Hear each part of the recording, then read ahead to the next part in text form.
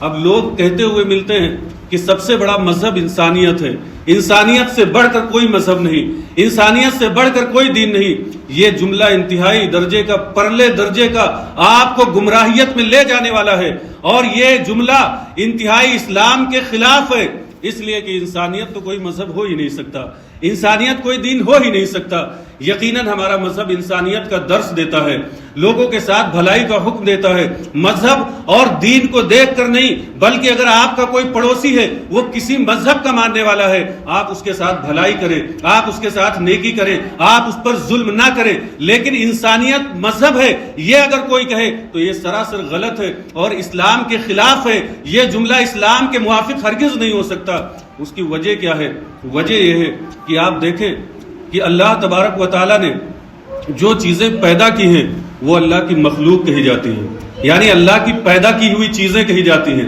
آپ دیکھیں کائنات میں اللہ کے سوا جو بھی چیزیں ہیں، خواہ وہ ملائکہ ہوں، فرشتے ہوں، انبیاء ہوں، جنات ہوں، انسان ہوں، جانور ہوں، جمادات یعنی پتھر ہوں، پیڑ ہوں، پودے ہوں، کیڑے ہوں، پتنگے ہوں، یہ سب اللہ کی مخلوق ہیں، اور یہ مخلوق کی کیٹیگری بھی ہے۔ یعنی اللہ تبارک و تعالیٰ نے، آپ دیکھیں تو 3 طرح کی مخلوق اللہ نے پیدا کی۔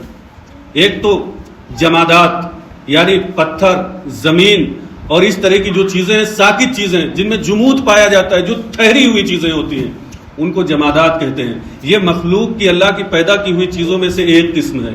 آپ دیکھیں پتھر، زمین، ان سب میں جمود ہوتا ہے، جہاں جیسے رکھ دے ویسے رکھے رہتے ہیں۔ اس کے بعد دوسری مخلوق نباتات، نباتات کہتے ہیں پیڑ پودوں کو جن میں بڑھنے کی صلاحیت ہوتی ہے۔ آپ چنے کا ایک بیج لیں، زمین میں ڈالیں، چند دنوں کے بعد وہ پودا بن جاتا ہے، تو ان میں بڑھنے کی صلاحیت ہوتی ہے، اس لیے ان کو نباتات کہتے ہیں۔ اس کے بعد حیوانات یعنی کہ جانور، جو جان والی چیزیں ہوتی ہیں۔ ابھی آپ نے دیکھا جمادات مخلوق کی ایک قسم ہے، جمادات میں ٹھہراؤ ہوتا ہے۔ جو مخلوق جمادات کی کیٹیگری میں آتی ہے وہ اپنی جگہ قائم رہتی ہے، ان میں بڑھنے کی صلاحیت نہیں ہوتی، چلنے کی صلاحیت نہیں ہوتی، ان میں جان نہیں ہوتی۔ لیکن جو چیزیں نباتات میں آتی ہیں جیسے پیڑ پودے، ان میں جان ہوتی ہے، یعنی بڑھنے کی صلاحیت ہوتی ہے۔ لیکن جو چیزیں حیوان کی کیٹیگری میں آتی ہیں ان میں چلنے کی بھی صلاحیت ہوتی ہے، جیسے جانور، اور حیوان کی قسم میں انسان بھی شامل ہوتا ہے۔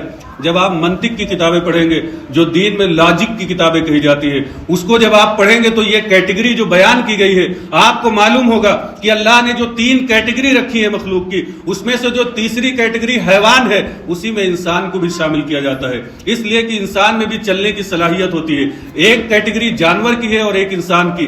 آپ دیکھیں کہ بتانے کا مقصد یہ ہے کہ جو لوگ کہتے ہیں کہ انسانیت سب سے بڑا مذہب ہے، تو اگر اللہ کی مخلوق کی ایک قسم انسانیت مذہب ہو سکتی ہے تو پھر جماداتیت بھی ایک مذہب ہو سکتی ہے، نباتاتیت بھی ایک مذہب ہوتی ہے۔ کیا کیڑوں اور پتنگوں کو جینے کا کوئی حق نہیں؟ کیا جانوروں کو جینے کا کوئی حق نہیں؟ کیا ان کے ساتھ برابری کا حق دینے کا کوئی حق نہیں؟ کیا ان کے ساتھ نیکی کرنے کا کوئی حق نہیں؟ جس طریقے سے انسانیت ایک مذہب ہو سکتا ہے تمہارے کہنے کے مطابق، تو پھر نباتاتیت، جماداتیت اور حیوانیت بھی ایک مذہب ہو سکتا ہے۔ لہذا جب یہ حیوانیت ایک مذہب نہیں قرار دے سکتے، نباتاتیت ایک مذہب نہیں قرار دے سکتے، جماداتیت ایک مذہب نہیں کہا جا سکتا، تو پھر انسانیت بھی ایک مذہب نہیں ہو سکتا، بلکہ اللہ کی پیدا کی ہوئی چیزوں میں سے ایک قسم کا نام انسانیت ہے، اور یہ مخلوق کی ایک قسم ہے، یہ کوئی مذہب نہیں ہو سکتا۔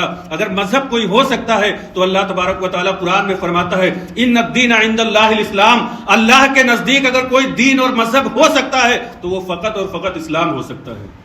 تو یہ ہے دین، یہ ہے ہمارا مذہب، کہ اللہ تبارک و تعالیٰ نے جو ہمیں مذہب دیا ہے، جو ہمیں دین دیا ہے، وہ قرآن مجید میں واضح کر دیا، اور ہم صرف یہی کہہ سکتے ہیں کہ ہمارا مذہب اگر کوئی ہے تو وہ اسلام ہے، ہمارا دین اگر کوئی ہے تو وہ اسلام ہے، اور اللہ کے نزدیک اسلام کے سوا کوئی مذہب بھی قابل قبول نہیں ہے۔